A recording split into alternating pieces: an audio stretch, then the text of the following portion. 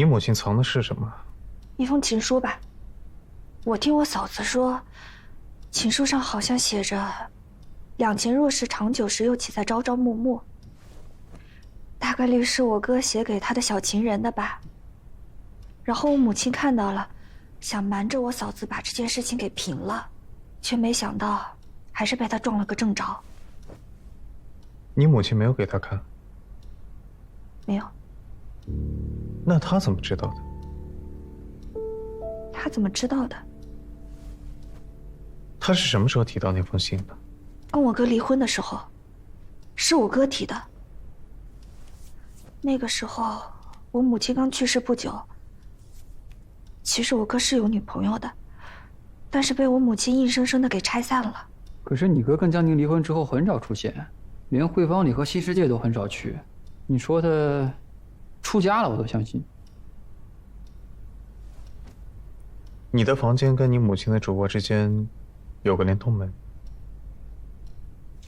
那天晚上你是跟你嫂子一起睡的？是。你怎么知道？那天我嫂子好像是想通了，觉得自己可能是做得太过分了，于是那天晚上就想给我妈斟茶赔罪。妈，白天的事情是我不对，我不该顶撞您。您请喝茶。哎呀，早上我跟嫣童说的也不是你，你也别太多心了。我知道。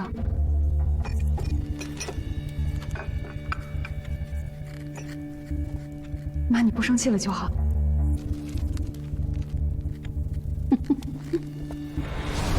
那天晚上，我不知道为什么我睡得特别的死，所以我母亲房间里发生的事情我一个都没有听到。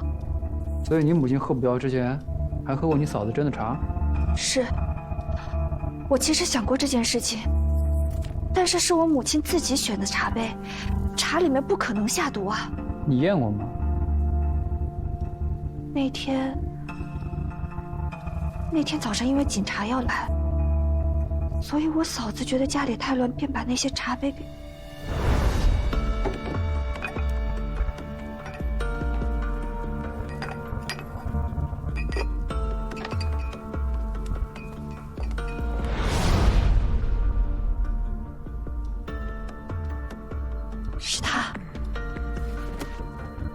是他杀了我母亲，对不对？然后还赤裸裸的在我眼皮子底下把那些证据给毁了，对不对？所以我哥才急急忙忙的结案了。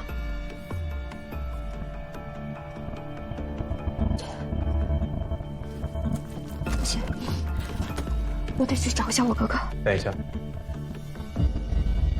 你嫂子大概是在茶里下了安眠药。安眠药？你说你当天晚上睡得很死。是。而你嫂子又看过那封信。对。所以他进茶的目的应该就是为了给你们下药，然后方便他潜入你母亲的房间里去找那封信。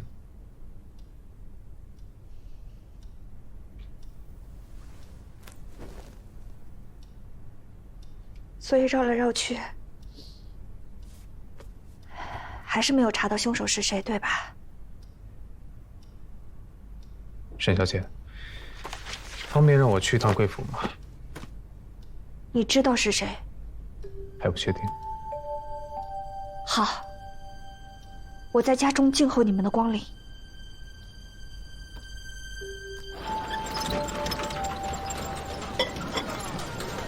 我觉得沈华堂就像是变了个人似的。把他娶了，少奋斗10年了。能管这么大一家银行，也挺不错的。司徒大哥原来对银行也感兴趣，我以为你只想管一家琴行呢。怎么跟你妈越来越像？一会儿不用去找沈华堂了，赵小林今天回车帮我接一下他。他回来了。何万年跟他说了老莫死了，他一定要回来一趟，马上就到了，帮我接来这儿。嗯，好，走吧。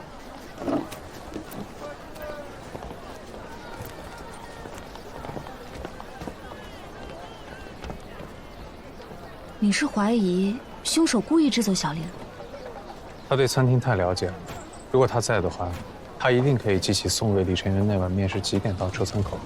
甚至他还可以分辨出那碗面到底是不是茉莉做的。总之，等他来了再说吧。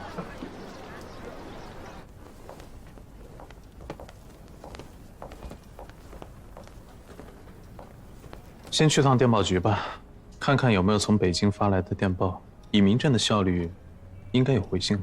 如果没有呢？那就再发一封，催催这个汪大处长。我怎么觉得你是故意把大家支走，好一个人去沈华堂家？老包给了我3天时间，现在已经过去2天了。我要侦破的是一个3年都没人侦破的毒杀案，还要救一个热血青年的命。你还有时间跟我开玩笑呢？你母亲和你嫂子吵架的前后细节，你还知道多少？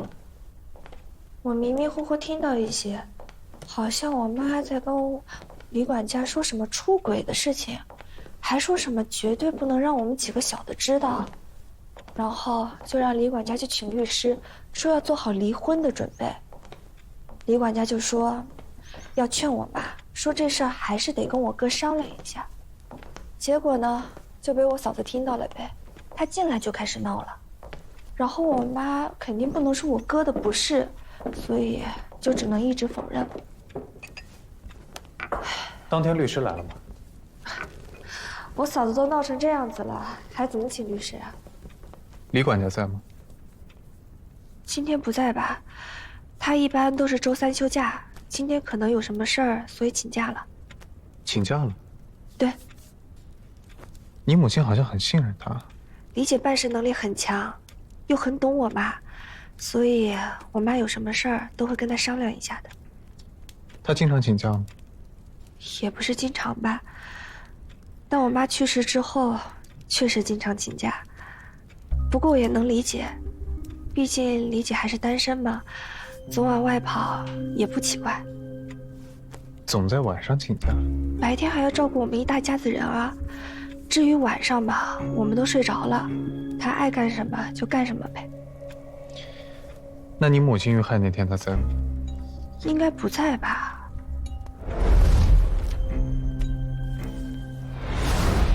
那天是周4。不在，确实不在。如果她在的话，那些茶杯不应该等到第2天我嫂子再去洗啊。能带我看看你母亲的卧室吗？行。我妈去世以后，这间屋子一直是老于在使用。他说要留下我妈妈的痕迹，所以基本上没有大动。我也挺感动的。你母亲回屋之前，除了你嫂子那杯茶，还喝过什么吗？没有了。我们闲聊了几句之后，我妈妈就说累了，回屋休息了。施德宁中毒发作的时间只有10到20分钟。所以你的意思是说，我妈妈还是死于那个药？我看过药方了，以药物的浓度来说，如果要达到致死的剂量，就必须一次喝下1个疗程的药。1个疗程的？啊，当时药就放在那儿，我妈妈每天晚上睡前都会喝1杯，大概就这么大的杯子。但是那个药好像我妈妈每2周就要去拿一副新的。当时家里还有谁啊？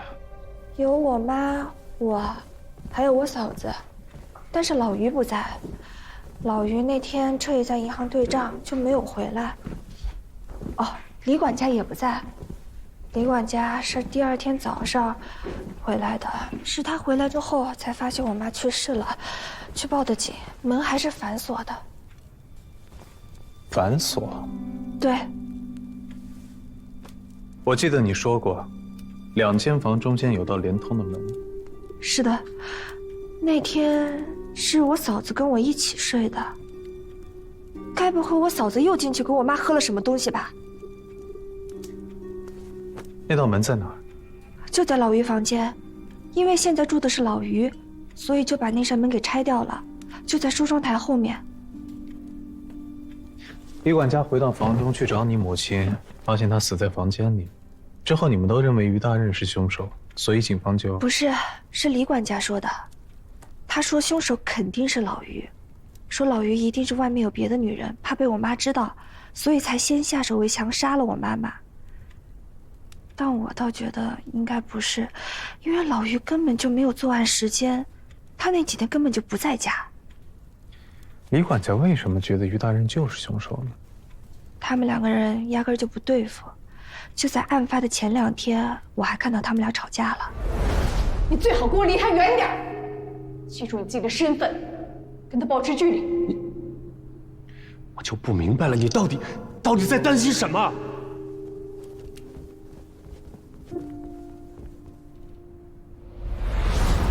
李姐经常让我们提防老于，但如果他真的有人，这几年早就带回来了。可他确实是把心思全部都放在经营银行上了，所以我觉得当年的事情也许真的是个误会吧。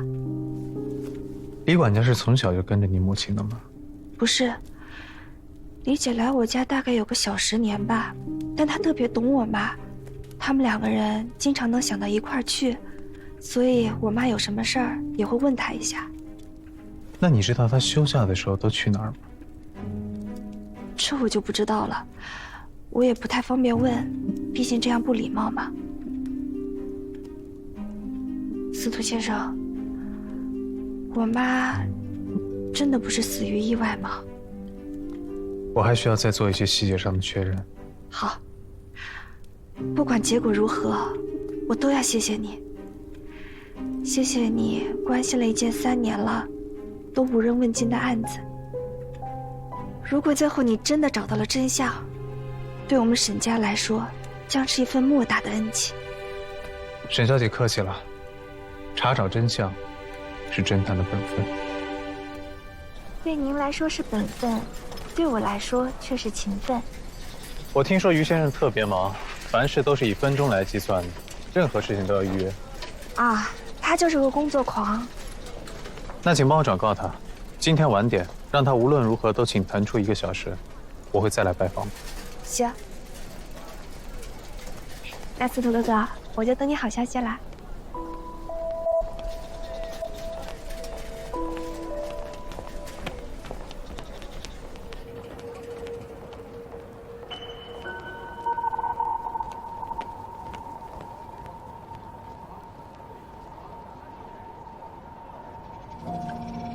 回银行。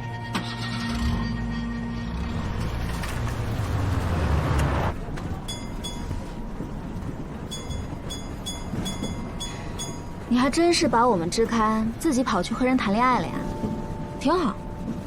看来我要给我们的司徒大侦探准备份子钱了。本来呢，我是打算去当个倒插门，可是沈白凤已经把银行都留给于大任了。你还挺可惜。也不可惜。其实我喜欢比我大的。你说什么？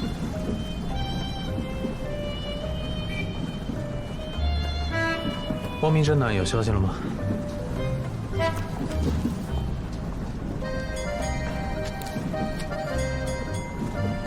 见字如面，近来可好？听闻老师驾鹤，哈尔滨若无定所，随时可归。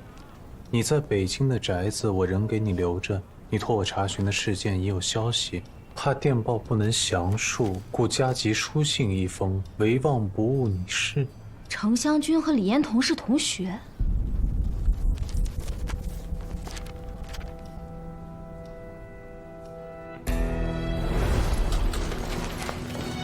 于先生，是我，程湘军。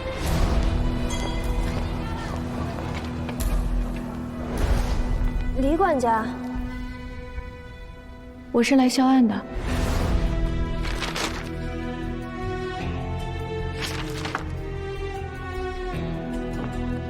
我见到的陈湘军就是李彦彤。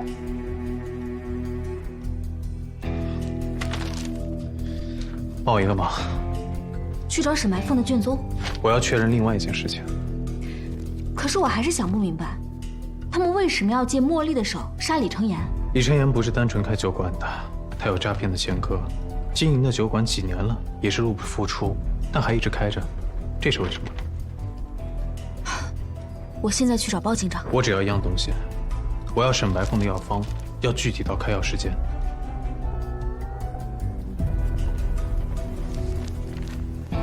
哎，大夫，哎，先生有什么需要效劳的吗？我需要一个好的药剂师，我有问题要咨询，付费的。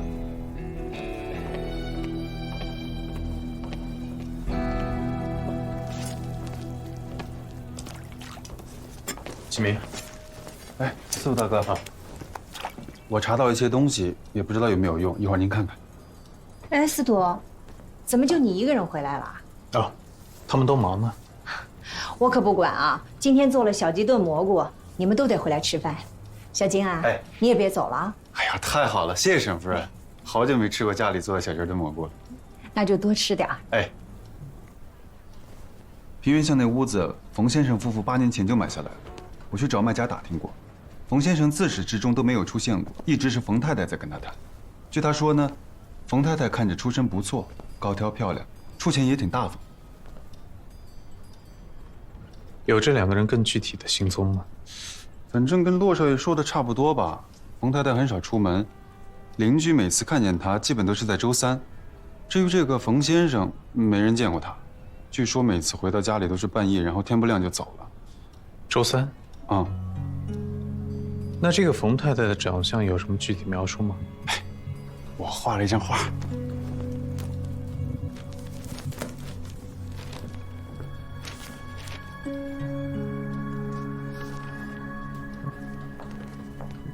启明来了。周老师，药方我拿到了，总共吃了大概4个月的时间，每2个星期取1次药。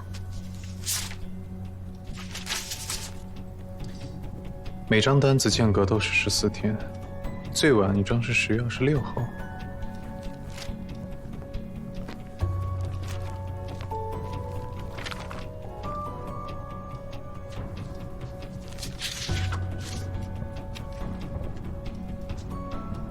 从10月26号到11月9号，15天，沈白凤中毒身亡。果然是这样。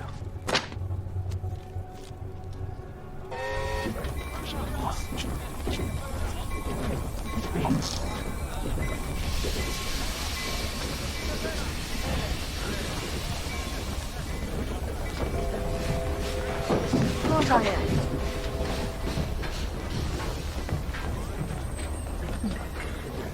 赵小玲，走吧。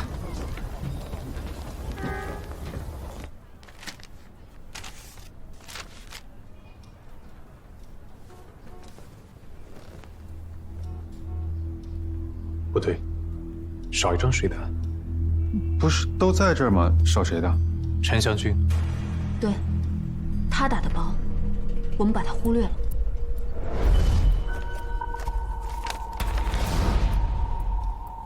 外卖的水单，应该是放袋子里一起打包带走。回来了。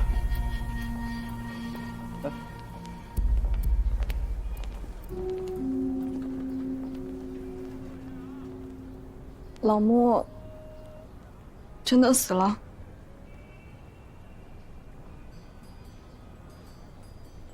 我还能见老穆最后一面吗？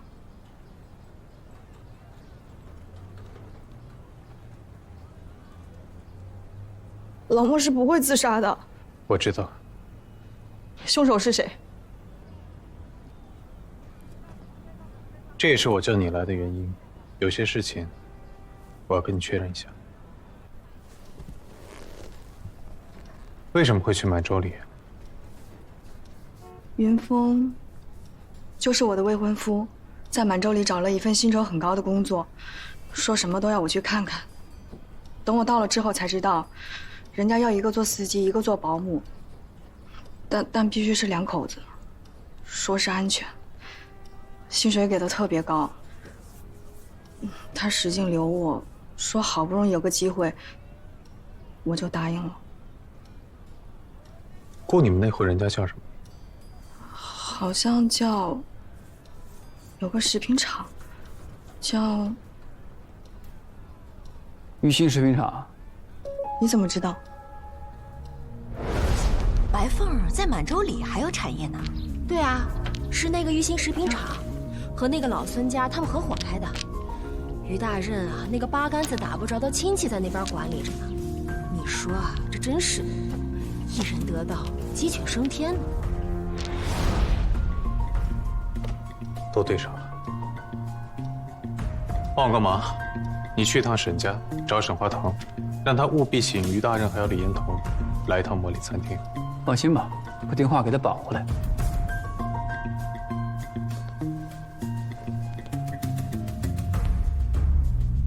于先生，我们又见面了。想说什么就抓着紧，我的时间很宝贵。我当然知道了，于先生。不过你放心，今天我一定让你值回票价的。各位，请大家来是为了本月16号在这儿发生的一起谋杀案。这儿的老板兼主厨茉莉被人枪杀了，诸位都是当时在现场的当事人。现在，我想请大家一起回溯一下当时案发的前后。老莫真的不是自杀？不是，他是被人枪杀，然后伪装成了自杀。当日，凶手来到茉莉餐厅就餐，点完餐后，他去了后厨，杀了茉莉，然后他回到了自己的位置上，继续用餐。不对呀，我那天没有看见有人进了后厨又出来啊。你没看到很正常，因为凶手的借口是去厕所。可有人看到了，因为那个人是奔着他来的，所以格外的关注他的一举一动。可惜啊，这个证人今天来不了现场，因为他正遍体鳞伤的被人关着。如果今天还抓不到真凶的话，明天他就要被枪决了。所以就由我来替他说，他看到那个人去了厕所。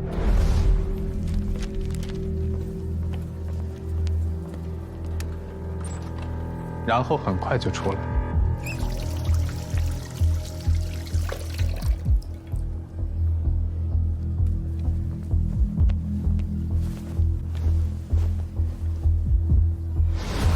我们所有人都以为他去的是厕所，可实际上，他去的是厕所对面的后厨。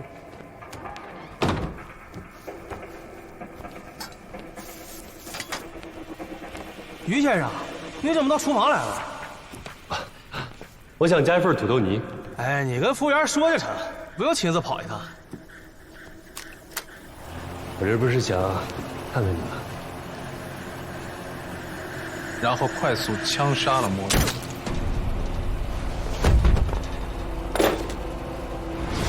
其实一开始我也被凶手误导了，我以为他们的目标就是茉莉。所以我从来都没有怀疑过他们。这招真是高啊！他们的目标其实是李承言，而茉莉不过是他们脱罪的一环而已。不对啊！如果茉莉那个时候就已经被杀了，那12点半李承言被毒死的那碗面，又是怎么做出来的呢？我是真没有兴趣听你们在这儿分析已经结了案的一个案子。还有一点我也不明白，你为了一个监狱里的死刑犯耽误大家宝贵的时间，到底是什么意思？陈庆山根本就没有机会接触那碗面，他怎么可能是凶手？你在问我？他怎么做到的？我怎么会知道？而且我也没有兴趣知道。我只知道，我吃了我自己的那碗面，有一种死里逃生的感觉。于先生，你记不记得我刚才用了一个“门”字？什么意思？何老板，那天究竟出了几份炸酱意面？2份啊！2份啊！啊！你再想想，点了几份？这附近呀，大大小小10几家，我都尝了，就你们家最合我胃口。这一口下去，啊！之前有个打包的女的，程香君，她好像点的也是炸酱意面，直接打包带走了。水丹就塞在里面。李承言点燃之前，就已经有2份炸酱意面了，那另一份就在程湘军的手里，对吧？于先生，你只是杀了茉莉，剩下的就交给你那位搭档去完成了。哎呦，要不我给你买点药？您别管，我自己啊就是卖药的，小事儿。哦，我还从这儿走了啊。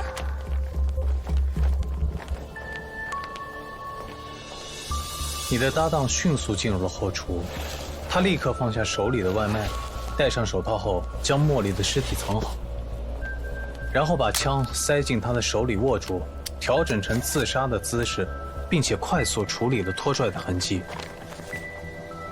接着，再把打包的意面倒出来，伪装成茉莉做的菜，放在出餐口上。这个时候，李承言也到达了餐厅。现在你们2人就只用等着那碗已经放了老鼠药的炸酱意面端到他的饭桌上。结束任务的陈湘军非常迅速地离开了这里，而陈庆山也在片刻后偷偷摸摸地从后厨离开了茉莉餐厅。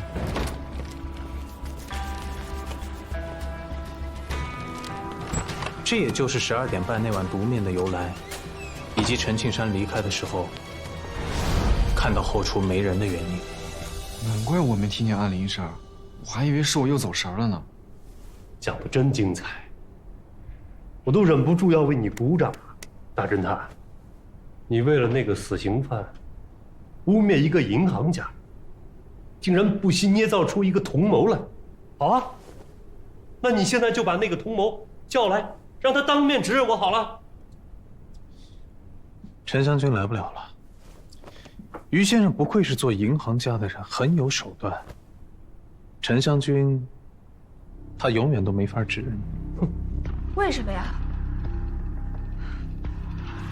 老于，找的这个人也能还你清白的。他已经死了半个月了。什么？又是一个死人？你的证人不是死人，就是即将死刑的人。包警长，我现在认为，这是一场针对我、有组织的阴谋。我要求你，立刻逮捕这个胡言乱语、败坏我名誉的人。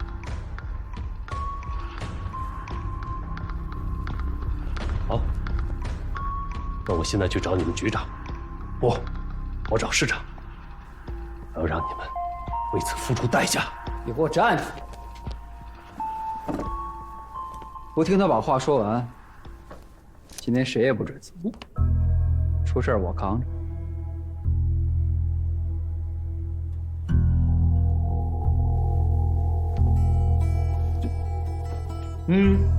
别急啊，于先生，这么着急走啊？是，陈湘军是来不了了，可那天打包还有下毒的人能来啊？而且他就在现场。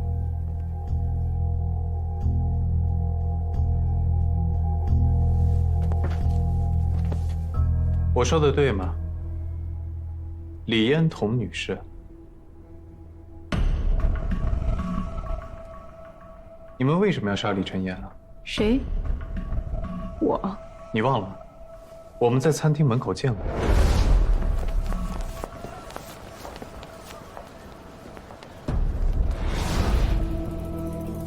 你是不是癔症了？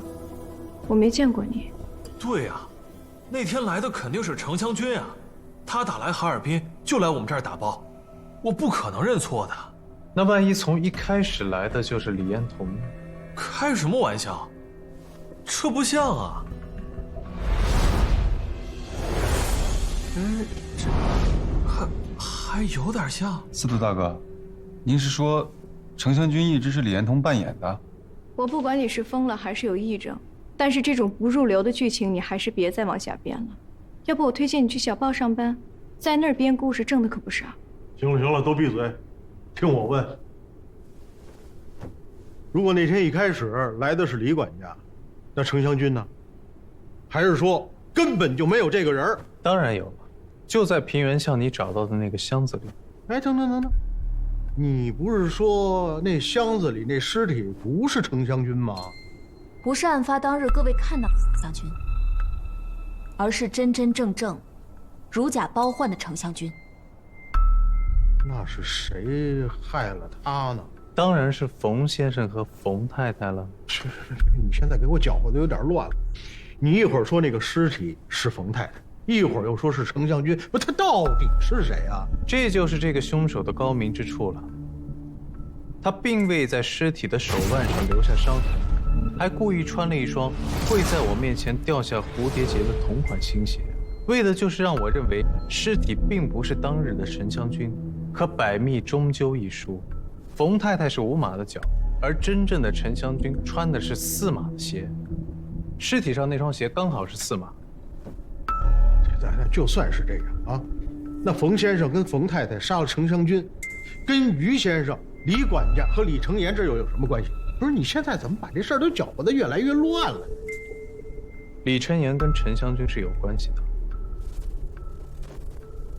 我在搜查他们遗物的时候发现，他们2个都乘坐12月8号开往哈尔滨的东方快车，一张1等车厢2号房，一张1等车厢3号房。我记得，那2个包厢是连通房。此外，我还在李成言房中找到这双丝袜，尺码、样式都跟陈湘军的一模一样。就是说，他们2个早就认识。由于他们2个在哈尔滨订的不是一家旅店，我猜应该是火车上认识的。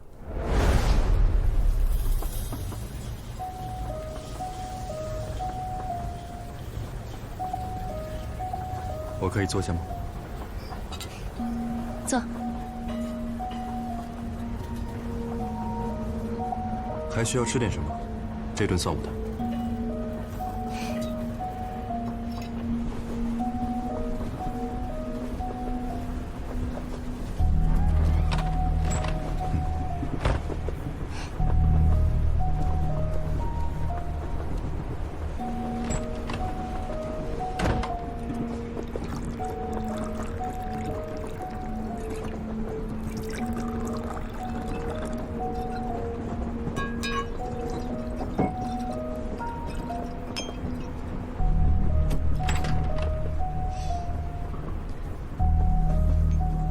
要不要来杯 whisky， 爱尔兰的？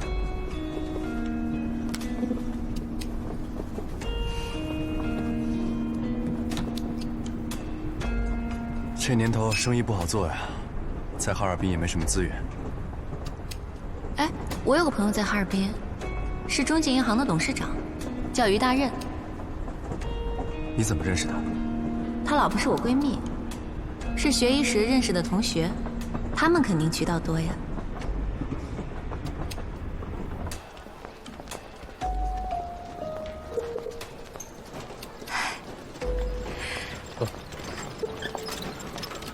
于先生，是我，程湘军。我跟您太太是同学，我们还一起吃过饭呢。所以我那天见到的是真的程湘军，但他说你太太是他同学，我妈妈怎么可能是他同学呢？老于，这到底是怎么一回事？我怎么会知道？我根本就不认识那个人。是吗？看看这个，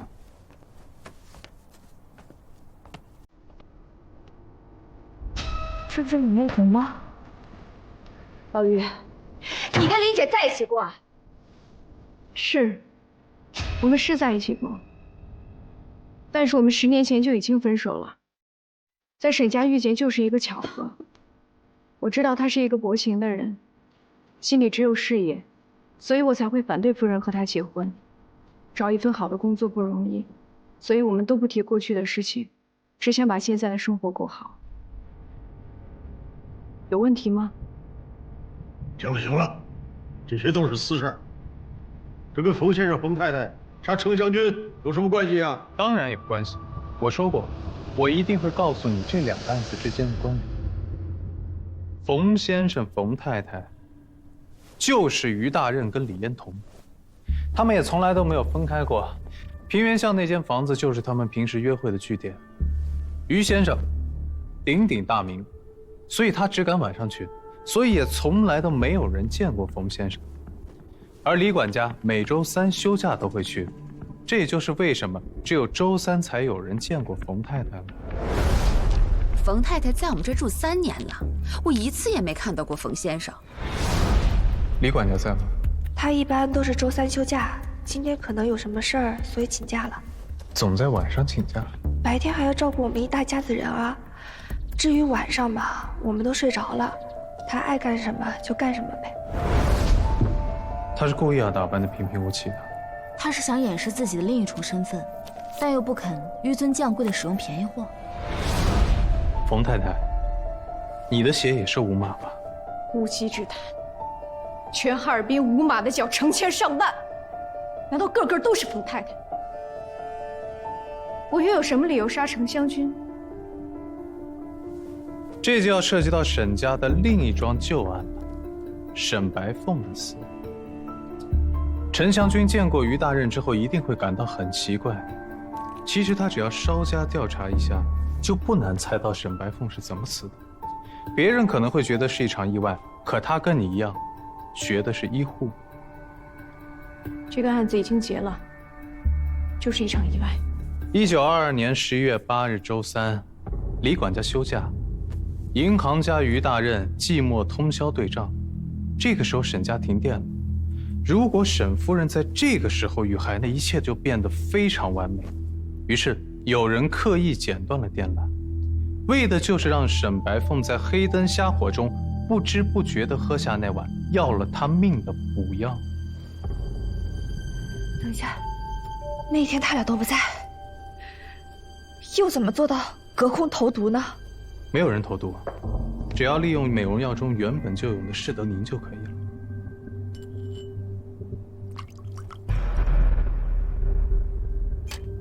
这是照着当年美容药的方子配置的。士德宁会跟溴化物产生反应，形成沉淀，这也就是最后一次取药时沈白凤会一次性喝下的致死量的士德宁。那一晚，正是沈家停电的当晚。沈白凤喝一瓶药的周期是14天，溴化物你们早就放进去了，只等她最后喝下浓缩士德宁的那天，好营造你们2人的不在场证明。接着，你们还假装吵架。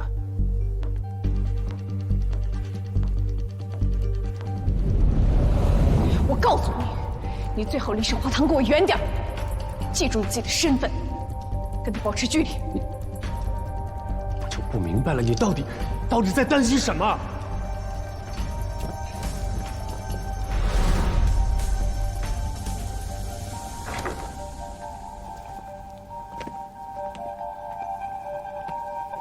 是他，又好像不是。李彦彤冒充于大任去医院买士德宁，让他成为嫌疑人，再由证人替嫌疑人洗清嫌疑。你们算准了，警方不会怀疑同一个人2次。其实你母亲比计划中还要再多活1天，因为她去参加了女儿的生日舞会，当天太累了，忘了喝药。第2天你听到的吵架声跟你哥哥也没有关系，因为你母亲发现了于大任写给别的女人的情书。可她不知道的是，收信的人正是她每天都吐露心声的李管家。她甚至叫管家去找律师来修改遗嘱，而这个律师自然是来不了的。李彦彤，你是在造谣？你有证据吗？我没有，其实陈湘军也没有。本来他可以不用死的，可惜啊，他认识的那个新朋友表面上是一个斯文的绅士，背地里却是一个诈骗惯犯。我跟于大任早分开了，你这么冒失的找他，你在让人家误会。哎呀，我哪想这么多呀！当年你俩都订婚了，我以为你们都结婚了呢。哎，你俩为啥分开？我这2天有点忙，你这样，你等我忙完这2天，我带你出去溜达溜达。你现在在哪儿工作？我去找你。我不方便，我在别人家当管家。你看这样行吗？空了我找你去。也好。哎，你知不知道于大人是怎么当上董事长的？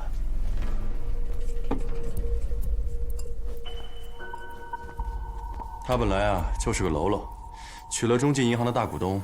前几年他老婆死了，他就继承了。怎么死的？说是喝的补药里有士德宁，喝多了中毒死了呗。怎么可能啊？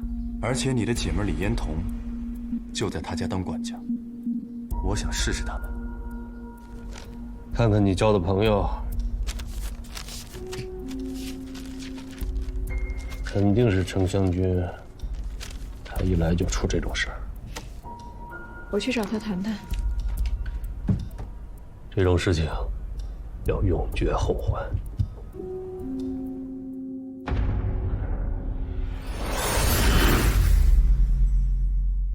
看看你交的朋友，肯定是程湘军。他一来就出这种事儿。我去找他谈谈。这种事情要永绝后患。于是，你将陈湘军叫到了你们的秘密住所——平原巷的冯太太家。这儿也不像是有管家的房子呀。救命啊！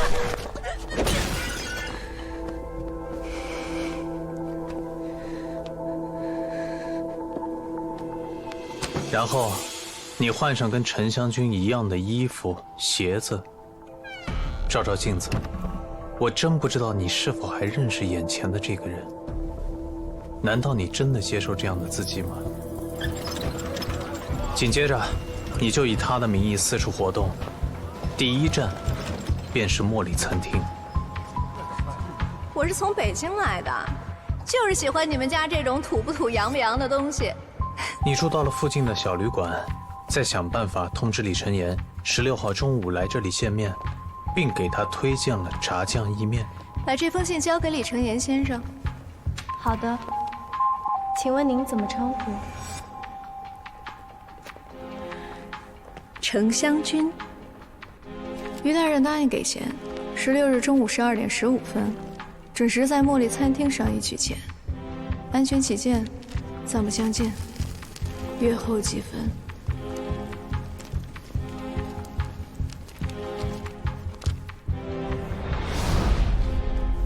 很可惜啊，你太久都没有见过陈湘军了。多年的医药生意已经让他变得出手阔绰，而你对他的印象还停留在数年以前，这就造成了人们口中两个截然不同的形象。程小姐人好得很呢，出手又阔绰，特别肯打赏。这主啊，他又不差钱，偏偏在我这儿抠抠搜搜。你们原本想让警方误认为茉莉杀了李晨言，然后畏罪自杀，可你们也知道，这招不能保证100%成功，所以这出李代桃僵还有后手。你假扮成陈湘军回到了平原巷，而且刻意让人注意到。这个时候，警方就会分析，死者一定是冯太太，而他们要追拿的就是那个早就已经人间蒸发的陈湘军。多完美！可惜人算不如天算，你利用烫伤来区别自己跟陈湘军，那么李女士，方便看下你左手手腕吗？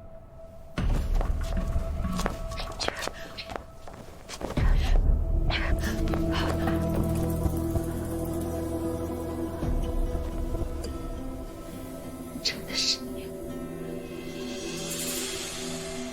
其实还有一件事情我想不太明白，我能想到你们用什么办法让李晨言在那个时间段到达餐厅，可你们怎么就能保证他一定会点意面呢？万一他想尝尝京酱牛排呢？就必须点意面，因为我已经让人把市场上的所有牛排都买光了。那个赵小玲，也是我把她支走的。你还真是心思缜密啊！这都是他们自找的，他们就该死。该死！我妈怎么对你们的？她把银行都给你们了，你们凭什么这么对她？啊？凭什么？凭什么？你妈对我好啊？对我好，你知不知道？我在沈白凤眼里就是一条狗，甚至连狗都不如。你以为他把财产留给我是爱我？那是他套在我头上的紧箍咒，稍有不如意，就拿修改遗嘱来威胁我，打我，骂我，让我趴在地上学狗叫，逗他开心。我恨不得他当时就咬死他。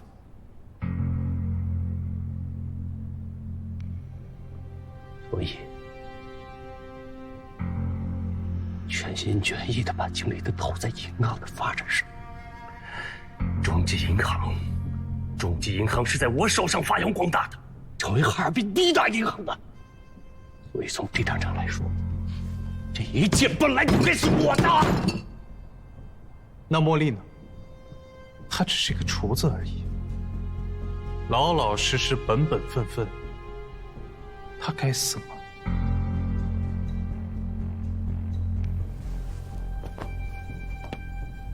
你不是也说了吗？他就是个厨子而已。作为一个厨子，能为一个银行家去死，这也是他的光荣啊！你错了，生命没有贵贱，你这种想法才是最低贱的。茉莉手中的佳肴，比你那个肮脏的心好太多了。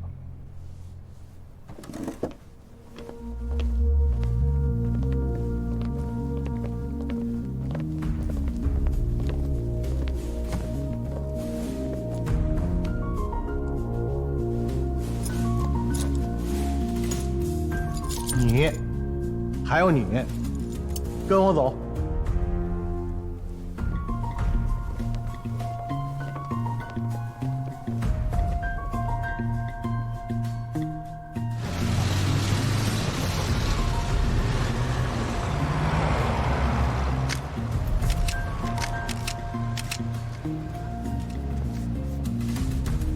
这次，你总算是站在了老百姓这边。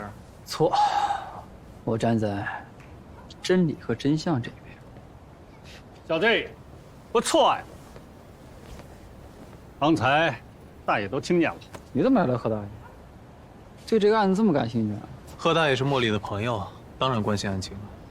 贺大爷，您说的那个怪事儿，牛排没了，还真是个线索，是吧？我呀，就是好奇，这个冯承楚怎么就突然有媳妇儿了呢？合着是个假的呀？贺大爷，我能冒昧问下您的名字吗？我贺泥汤。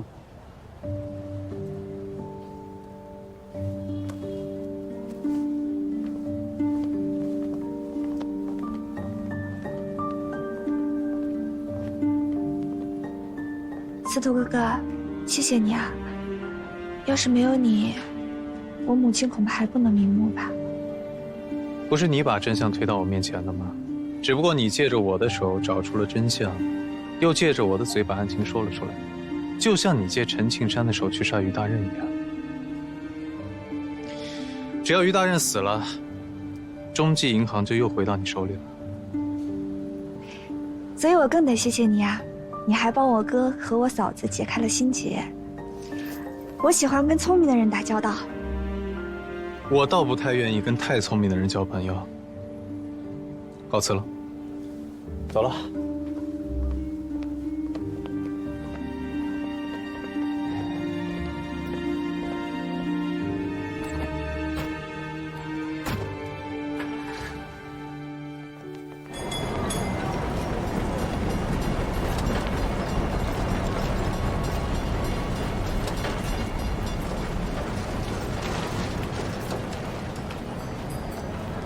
那这个案子，你让编书的编都编不出来。等启明把这一篇再一发，咱们的破案费又得翻一番了。从东方快车到现在，我经手的案子，很多凶手都死了。你不要感到内疚，不是你让他们死，是你所坚持的正义和真相让他们走到这一步的。你不觉得有点奇怪吗？人不就是奇奇怪怪、无法理解吗？行了行了，放松一点。你呢，就是最近绷得太紧，我这现在还得回去一趟。我小婶呢，让我把静轩的结婚宴给补上，我要不回去还得叨叨。你呢，好好的，改天带你洗澡去。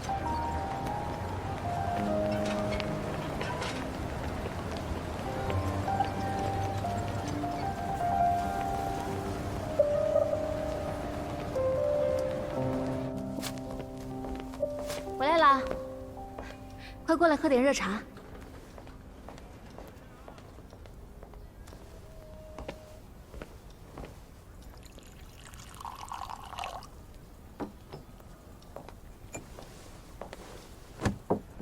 要有事求我的话，直说。老莫的案子，谢谢你。老莫也是我的朋友。今天我要亲自下厨，借贵宝地宴请你和沈夫人。你不会下毒吧？下毒倒是不会，但是不保证能不能做熟。来，你先吃点坚果，放一会儿就好。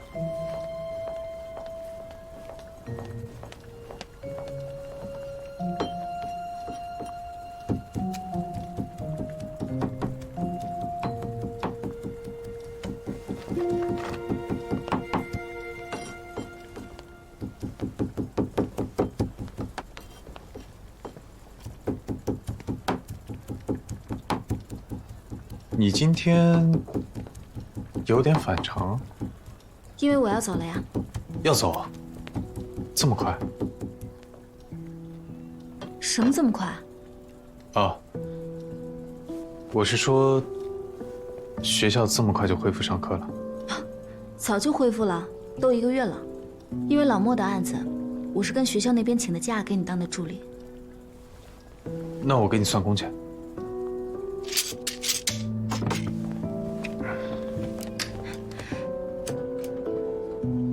我不要钱，你不是也说了，老莫是我们的朋友。那，你不是要被扣工钱吗？那我多上几节家教课不就补回来了吗？家教，都是像沈华堂那种。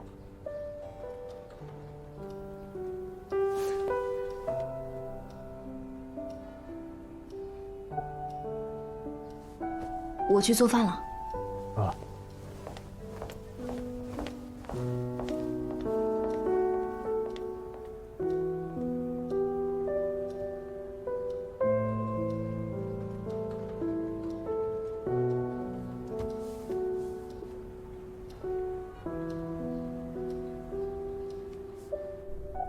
莫婉，你为什么要搬出去啊？该去上课就去学校上课，住还是可以继续住在这儿。司徒，你说是不是啊？啊？怎么，你不希望莫婉继续住在这儿啊？师母，你什么时候回学校？我送你。啊，不用了，就这么2步路，就不劳烦司徒大侦探了。等这案子一刊载，你这儿啊，准得是门庭若市。哦，对了，茉莉餐厅啊送来了请柬，你们看看。要不等参加完他们的开业典礼再说吧。啊，开业？嗯。我从来哈尔滨起就没吃过何万年做的饭，不过我以前听老莫跟我说过，何万年原本也是厨师，而且他还去俄国学过手艺，不知道如今还能不能拾起来。你不是哈尔滨人？什么时候说过我是哈尔滨人？那你是中国人。你看，都是我疏忽了，住了那么久，我也没问你家里的情况。要不让司徒陪你回去看看父母去？不用了。啊。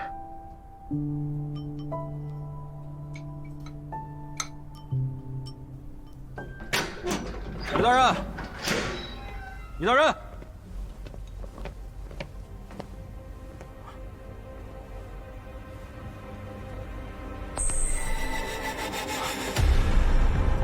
人死了，于大人死了。可能是有准备的自杀。啊？又出事了？于大人在牢里自杀了啊？怎么死的？中毒，蓖麻子毒。这种毒毒性极高且无药可解，提取后的蓖麻子毒素只要2毫克就能致死。他应该是把毒加在昨晚的饭菜中吃下去了，发现的时候人都死透了。他入狱前我仔细的检查过了，他不可能把毒带进去啊。2毫克藏在指甲缝里，谁能查得出来啊？行了行了，你也别太自责了啊。于大人跟李延彤他们俩犯的事儿，也是要判死罪的。反正抓的时候口供都录完了，没事的啊。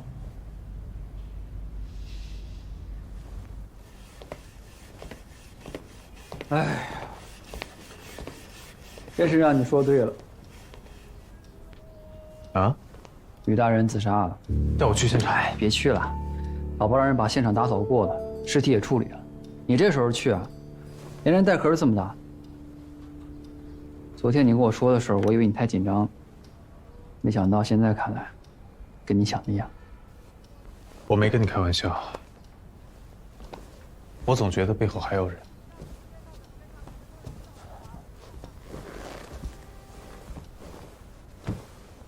这个案子逻辑这么严密，怎么可能差得进别的人呢？于大人具体是怎么死的？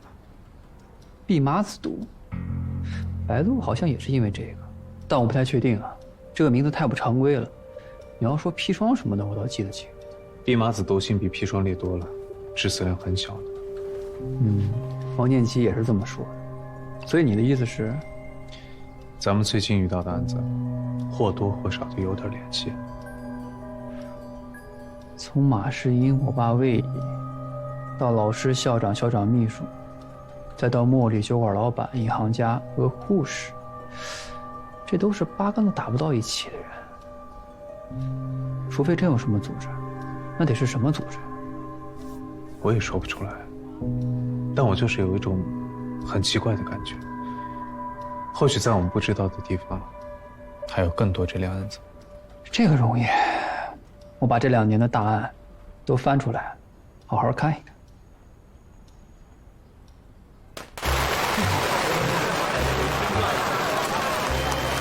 老板，谢谢啊，谢谢。何老板，靠拢一点，靠拢一点。来，1、2、3。谢谢啊，谢谢啊，谢谢。来。静轩怎么没来啊？去北京了，还真谈上生意了。里面坐。我看你们家以后啊，就是静轩掌权了，你可得巴结好人家，要不然以后你的零花钱还没你家小婶多呢。小看谁呢？不是我小看你，是你小看静轩了。哎，你管管。他说的对。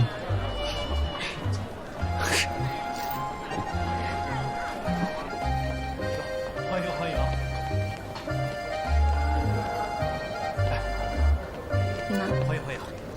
小姐，照顾好。茉莉要是知道何万年戒了酒，还走回了灶台，应该会开心吧？年年岁岁花相似，岁岁年年人不同。地址没变，装修也没变，可惜却不会再有人把难喝的涮锅水端上来，还非要我说个1、2、3来。天下没有不散的宴席啊。私人已去，可私人的餐厅还在，也算是一种传承吧。可我不喜欢散场。要不这样吧，你呢把他娶了，这样他不用散场，你还省一笔助理费，2全其美啊。女校的学生还等着周老师呢，别瞎说。邹大哥，我之前连载茉莉的案子反响还挺好的，所以我想以餐厅重新开业作为一个收尾，也算是给茉莉一个交代。您觉得呢？哦，但是您放心啊，不会有人围攻你了。我把您的信息做了一个处理。哎，还有周末晚呢，这种琐事啊，到不了他。周师，谢谢啊。来啦，各位的红酒焗蜗牛。还有菜啊？吃不下了都。哎呦，谢谢啊。怎么样，还合胃口吗？来，坐，快点来。你这手艺不错呀，学几年了？还行还行。我去喝水了啊。你不是戒酒了吗？今天高兴，破例喝一个。明天再戒了啊。行吧，不喝了。你们聊，我先去忙了啊。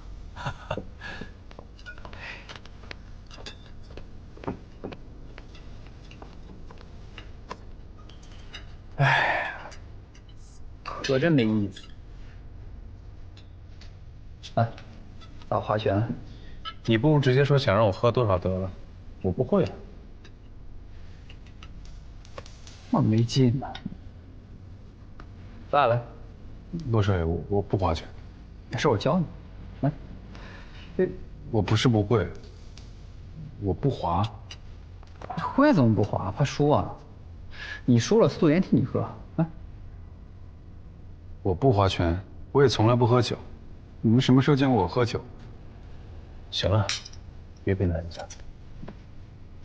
最近大家那么辛苦，放松一下。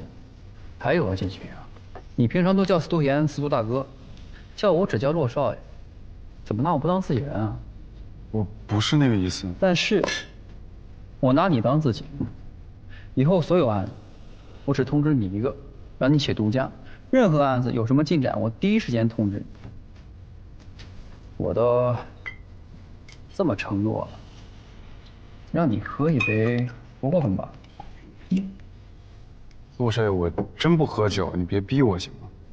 不是你在这发什么酒疯？你别管，今天高兴，我喝。我真不喝。要是惹得骆少爷不高兴了，你把我相机砸了吧。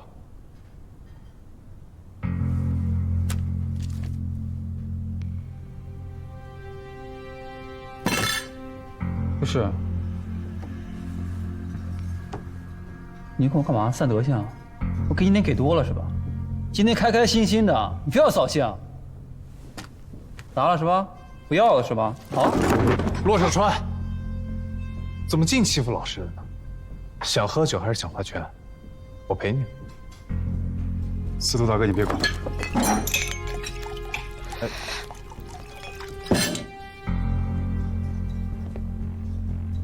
骆少爷，对不起，我不喝酒是因为我爸。我小的时候，我爸喝酒好赌，把整个家都给输掉了。从小我就发誓，我不能沾赌，也不喝酒。今天惹得大家不高兴了，对不起。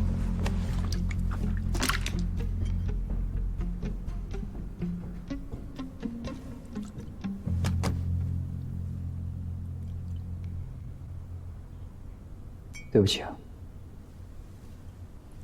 我自罚一杯。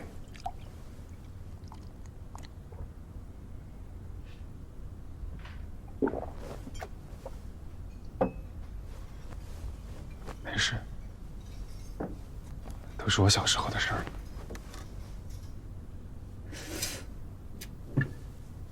以后在哈尔滨呢，有我们俩一口吃的，就有你一口。从今天起，你就是自家兄弟。兄弟的事儿，就是我们的事儿。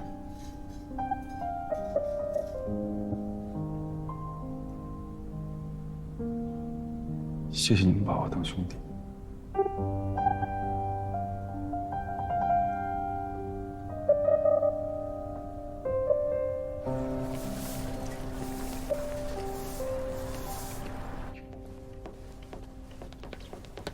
哎，你都不问我为什么生气啊？为什么生气啊？小丫头片子，不分长幼尊卑，居然敢压我的风头！谁呀？这哈尔滨还有比你更爱出风头的你吗？中金银行新掌门沈华堂，他都踩到我头上来了。踩就踩呗，你找我干嘛呀？我也不能把他娶回来让你管。嘿，你这话说的，他踩我白珊珊，那就是踩咱们骆家，那就是踩在你头上，你明白这道理吗？婶儿，要不这样吧，这家你甭管了，这样他踩你，就和我们陆家没关系。哎，你怎么跟长辈说话的？你我们家静轩不比她漂亮多了，也是单身未婚。回头把静轩叫回来，我就多带她参加 party， 肯定比那个省华堂抢手。你前天还跟人家说静轩是我们骆家未来的女主人啊，这会儿把人送出去了。你什么意思啊？你这是护着静轩呢？想她啦？那倒没有，主要为了怼你。我告诉你，这叫占着茅坑不拉屎。优雅。呸！你自己不结婚，你还耽误我们静轩。你给我去拍个电报，把他叫来。我不去，我想静。静什么静啊？年轻人不能分开太久的。你去给他发个电报，就说我想他了，行吧？你去啊？哎，你去不去？去。你去不去？哦，我现在去，现在去。回单给我拿回来啊！你别想骗我，骗我扣你零用钱。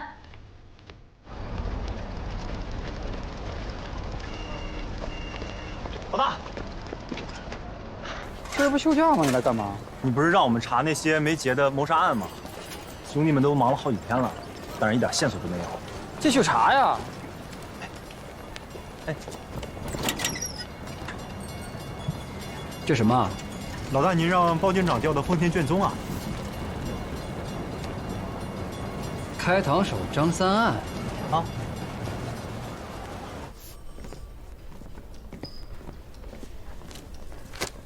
太过分了！只要我杀的是字。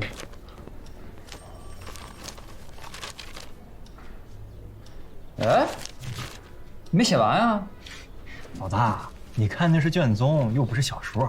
这写的太不详细，这得写完呢，这是。嗯？怎么了，老大？没什么，你先忙吧。哎。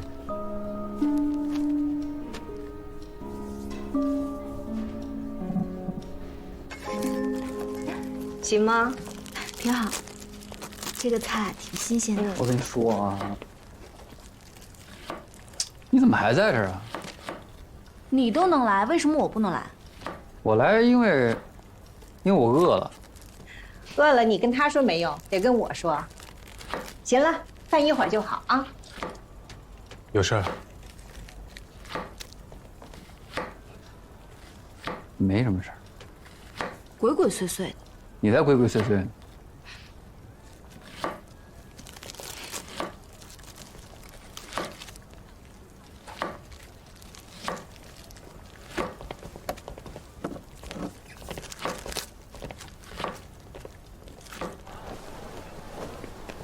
不是，到底怎么了？你猜我发现什么了？什么？什么呀？男人讲话你偷听什么？赶紧干活去！你们俩是不是背着我做了什么见不得人的事儿？那我干见不得人事要背着你啊？都你说说就完了吗？我还不稀罕听呢，我爱往哪站往哪站，你管得着吗你？管一管。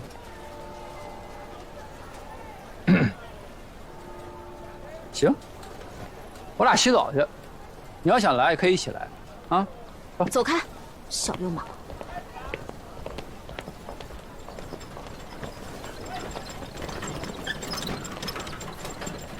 放心吧，他不会跟过来。你都知道了，只要没瞎都能看出来。啊，是这样啊。周末晚他家有案子。什么案子？命案。准确来说呢，是2条人命。他妈妈杀他爸爸，被判了死刑。这个是我在奉天的卷宗里面看到的。奉天？嗯，他爸爸是个挺有名的画家，他妈被判死刑之后，到死也没有认罪。画的不错啊，专门学过？没有啊。那你蛮有天赋的。哪有什么天赋，只不过是随便画画。那帮我画几张画吧。我是个音乐老师。你真画不了啊？我不会。你以前也是奉天的？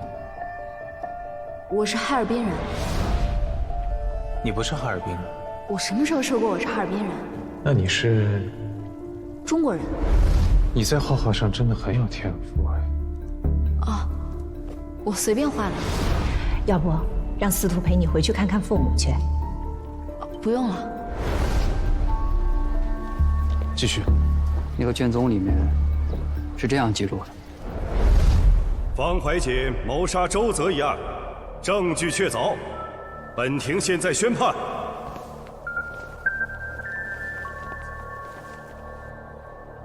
方怀瑾杀人罪名成立，判处死刑。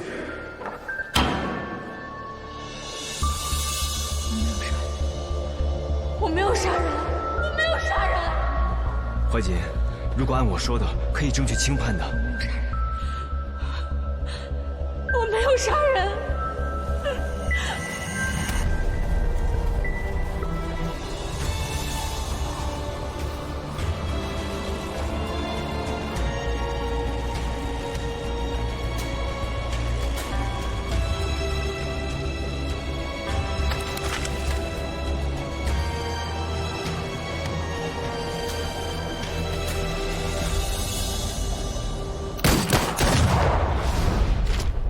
不对，怎么了？这个案子的辩护律师李元普，是我的前辈跟师兄。上学的时候，我跟他共事过一段时间。这个人为人正直，而且精通法典，是我老师最器重的学生。而且上面写了，铁证如山。如果真的是这样，他不可能会去做无罪辩护的。他毕竟是个律师，做什么辩护得看委托人的需求了。别人可能会，但他不是这样的人。如果他真的做了那种明知不可为而为之的事情，一定另有隐情。走吧，我有办法帮你弄清楚这件事儿。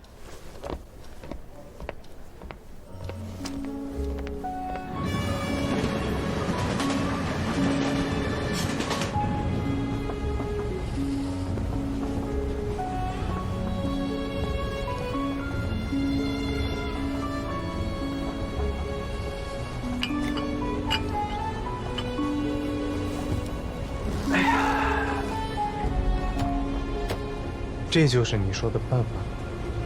你就说这个办法是不是最有效的？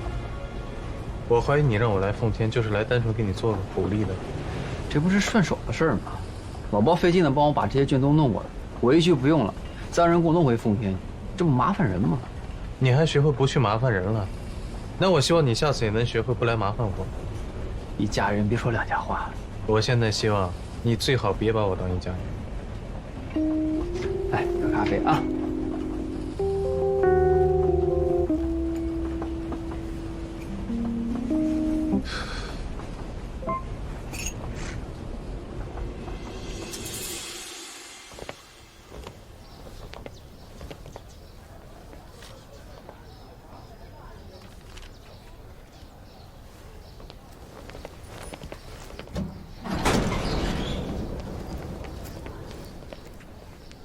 请问，你们二位是？李元普师兄。你是？司徒言，我是司徒。司徒言。哎呀，好久不见，来，快进来。来这边。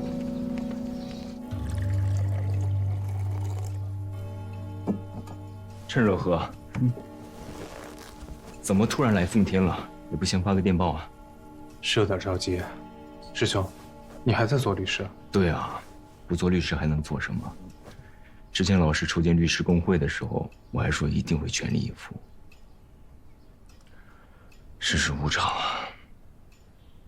不说这个了，我记得我上次见你的时候还是在师门的聚会上，那会儿还是个毛头小伙子呢。啊？我现在在哈尔滨。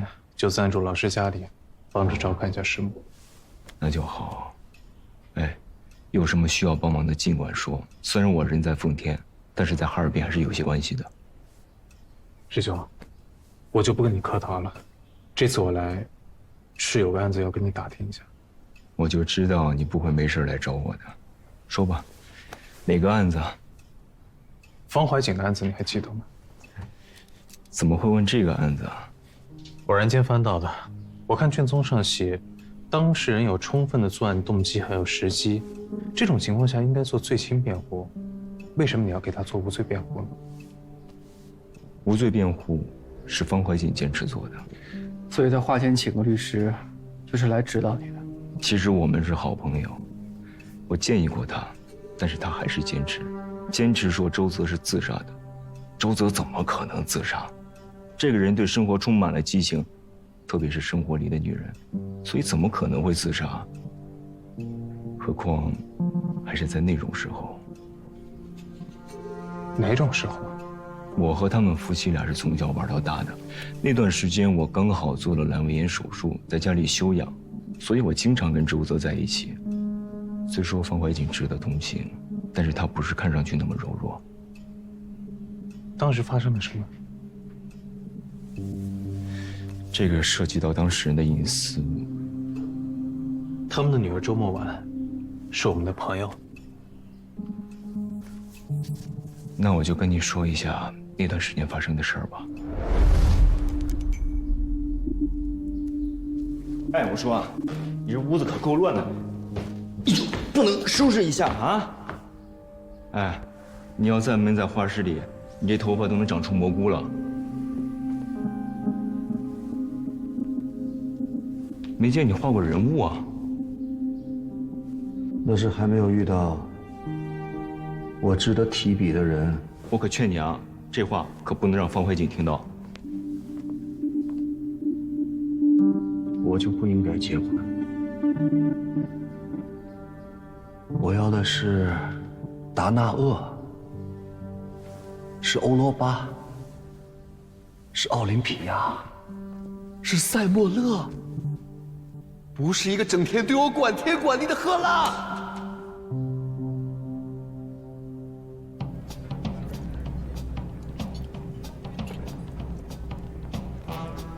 有。没有。我跟你说，这里边肯定有。没有就是没有。这里边没有一个能成为我的杰作。Водку, пожалуйста.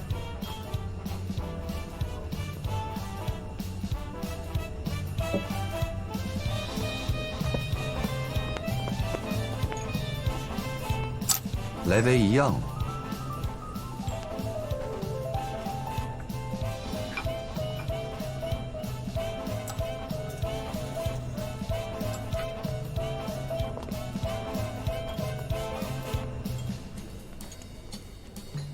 人们在远望月亮时，常常忘了脚下的路边事。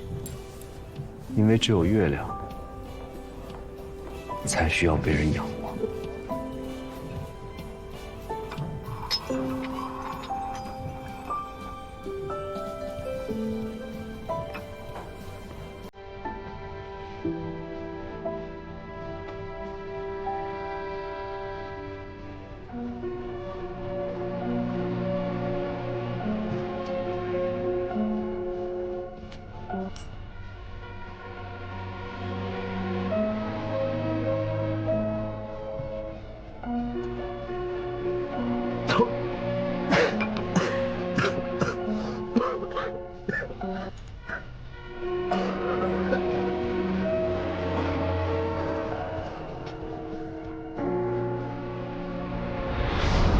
周泽遇上葛爱啊，是天雷勾地火。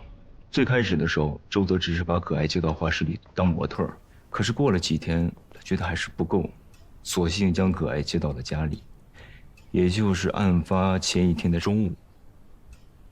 葛爱跟方怀瑾摊了牌，所有的事情从那个时候开始，就彻底的乱了套。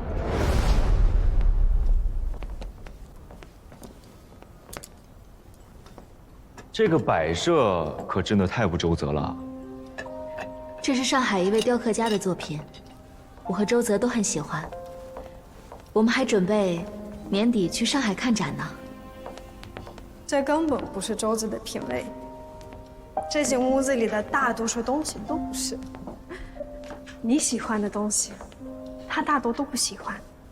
好比说这间屋子里的家具，太多了，毫无美感可言。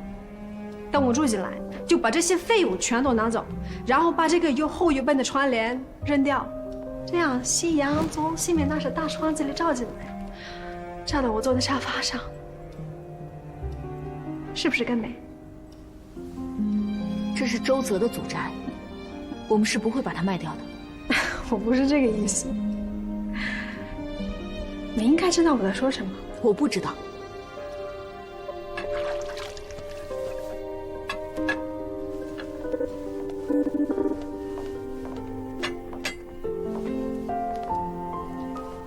周子和我彼此相爱，这不是你的家，是他的。我们结婚后，当然就是我和他住在这儿。他不会纳妾，他答应过我，所以他会和你离婚的。而你能做的就是大大方方的离开，至少给彼此留个体面。小姑娘，你想太多了。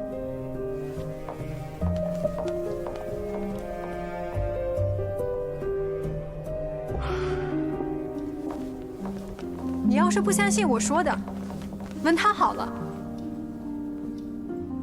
葛爱说你要跟我离婚，然后娶她，是这样吗？以后你给我闭嘴！